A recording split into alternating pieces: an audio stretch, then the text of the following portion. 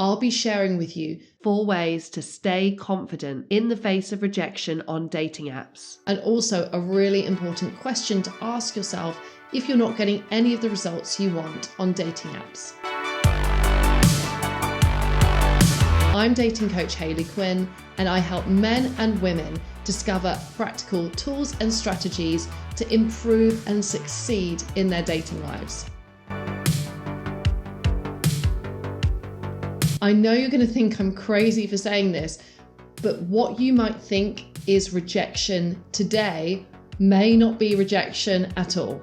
Let me explain to you what I mean. Now, don't get me wrong, I completely understand that if you put time and effort into a well-crafted and well-thought-out message, when that receives a lot of tumbleweeds as a response, it feels emotionally draining and frustrating.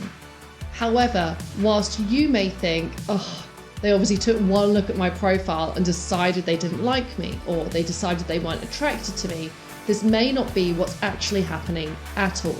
It's been widely reported that some dating apps are 2/3 or more male. So think about how that's going to influence your chances of success. It would be like rocking up at a speed dating event and there were 2 or 3 other guys for every woman that's in there.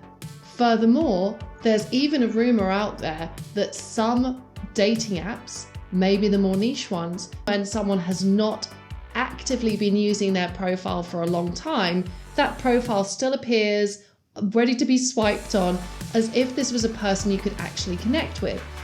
Again, to give you a real life comparable, it would kind of be like buying a ticket for a singles party event and you turn up and nobody else has shown up to the party because they already found a relationship a year ago.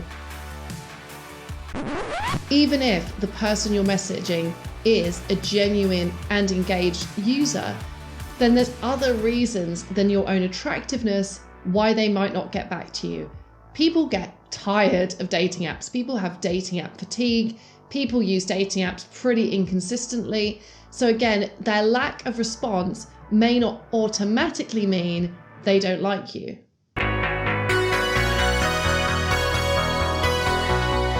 So let's just imagine for a second that none of those things are happening and a person has genuinely looked at your profile and gone, this person just isn't for me, and they haven't written back to your message. Now again, you're probably going to think I'm a bit crazy for saying this, but you actually don't want to match with that person or every person on a dating app. Just like if you walked into a bar, on dating apps, not everybody is going to be looking for the same things as you.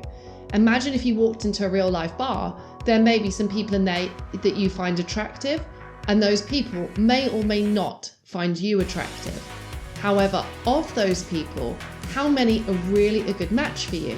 Some of those people, no matter how good looking they are, may not actively be looking for a date. They may enjoy some attention, they may want to engage with you a little bit, but they're not really in the market for anything serious. And even if they do match with you, they may not want the same kind of relationship as you do. For anyone who's spent a hell of a long time talking to someone on a dating app and has never met them in real life, you should know there's a significant gap between first matching with someone and that actually turning into a real life date.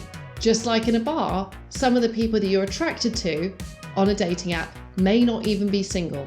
Hey, they may not even be profiles that are 100% written by a human. A recent stat shows that 1.9% of American people actually admit to using AI to help either write their profile or their messages. So remember, you take all these factors into consideration and you don't want to match or gain approval from all these people. You just want to get approval from people who are actively engaged and looking for the same things as you do. Realizing that you are filtering people out on dating apps if they're not that engaged or not that super interested in you, that doesn't have to be a bad thing. In fact, you want to keep your options a little bit more narrowed down because simply not everybody is in the market looking for the same things as you. Not everyone is able to build and commit to the same kind of relationship that you want. Even if their profile looks amazing, if their actions don't line up to that, if they're not writing back to your message, you've got to let it go. Because what's so much more important than a beautifully crafted piece of marketing, which is someone's dating app profile, is actually how they engage with you in the real world. Feedback is hard, especially if you've already put a significant amount of effort into something. But as they say, as frustrating as it is, feedback truly is the breakfast of champions. Often when I'm coaching people, I will actually try to draw attention to how much they still have the possibility to change. Now, this isn't a negative. If there's lots of areas to change and improve, that's a good thing, because that means that the results that have defined you so far don't have to be your results in the future. Yes, it's easy to complain about dating apps, but is this really going to help you to get to where you want to be? If you'd actually like to reflect on whether your dating app profile is as good as it can possibly be, there's tons of videos on my channel. Just hit subscribe here, which give you step-by-step tutorials on how to build a better dating app profile.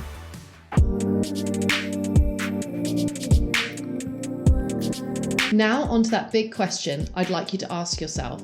If after listening to all this information, you truly believe that you've done the best profile and that everyone is still rejecting you, and that sucks, ask yourself, are dating apps truly the most effective way for you to be meeting people right now? I know sometimes in modern dating it can feel kind of like dating apps are the only option or the only way to meet people. But as a dating coach who specializes in teaching men and women how to meet one another in real life, of course I'm going to say this isn't true. In fact, if you don't perform well on dating apps, or even if you do and you just don't like using them, you don't have to. Don't be limited or get into that scarcity mindset because you feel that dating apps are like the only way you can meet someone. They're not. If you really don't like them, invest in other channels which will feel more rewarding for you to meet new people. And don't just take my word for it. I have literally helped thousands of people just like you to delete their dating apps because they go, oh my gosh, Hayley, I'm now meeting so many people in real life. I'm enjoying it so much. The dates are going better because we already have a connection. I just don't feel the need to use them anymore. So develop and nurture this other channel and way of meeting people. Again, subscribe to my channel where I've got so much advice on how you can get started at this major value add to your dating life. Remember, stay strong, keep pushing, take the feedback, get out there and go after what you want in your dating life.